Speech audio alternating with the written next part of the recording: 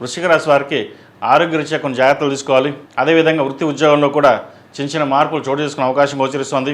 వ్యాపారపరంగా అనుకూలంగా ఉంటుంది, కానీ ఖర్చు మనకి ఎక్కువగా ఉంటుంది. సొంతంగా చేసే వ్యాపారాలు కాస్త నష్టపోయే అవకాశం కూడా లేకపోలేదు. అష్టమాధిపతి లాభాధిపతి అయిన బుధుడు చతుర్థంలో ఉన్నారు. భాగ్యాధిపతి అయిన రవి పంచమంలో ఉన్నారు. రాష్ట్రాధిపతి షష్టమాధిపతి అయిన కుజుడు పంచమంలో ఉన్నారు. అదేవిధంగా తృతీయ చతుర్థాధిపతి అయిన శని కూడా పంచమంలో ఉన్నారు.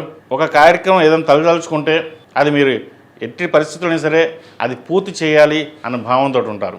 చక్కగా కుటుంబ సభ్యుల సహాయ సహకారాలు మీకు చక్కగా లభిస్తుంది. ఏదైనా ఒక కార్యక్రమం తలపెట్టాలనుకుంటే అది అందరి సహకారంతో మీరు పూర్తి చేయగలుగుతారు. ఆదాయమానం ఎక్కువగా ఉంటుంది. అయితే ఆరోగ్య విషయంలో కొన్ని జాగ్రత్తలు తప్పనిసరిగా తీసుకోవాలి, లేకపోతే చాలా వరకు ఇబ్బంది పడే అవకాశం గోచరిస్తుంది. ఇది కొంతకాలం వరకే కాబట్టి జాగ్రత్త వహించడం తప్పనిసరి.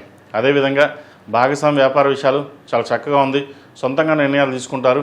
ఆ నిర్ణయాల్లో కూడా 10 మంది ఆమోదకంగా ఉంటుంది. అయితే ఖర్చు విషయం మటుకి జాగ్రత్త వహించాలి.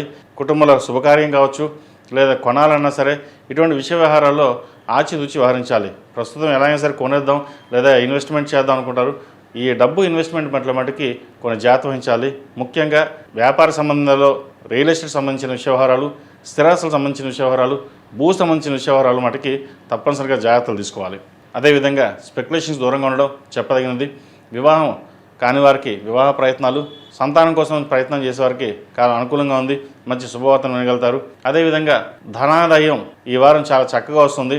స్థిరాస్తి విలువ పెరగడం, అవి అమ్మాలనుకోవడం, అవి ఒక మంచి తరం అని చెప్పచ్చు.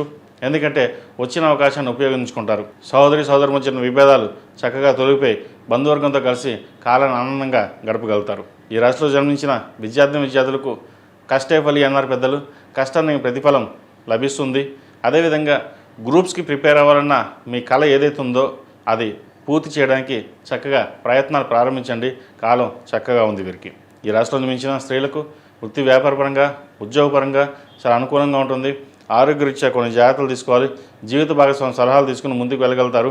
అయితే ఆరోగ్యంలో మటుకి కొన్ని చికాకులు తప్పవు. వాటి విషయంలో తప్ప మిగతా అన్ని విషయాల్లోనూ ఈ రాశిలో జన్మించిన స్త్రీలకు చక్కగా ఉంది. ఈ రాశి వారు ప్రతిరోజు ప్రతినిత్యం సుబ్రహ్మణ్య స్వామి అష్టకం పఠించడం, ఒక 4 వారాలు సుబ్రహ్మణ్య స్వామికి అభిషేకం చేయించడం చెప్పదగిన సూచన.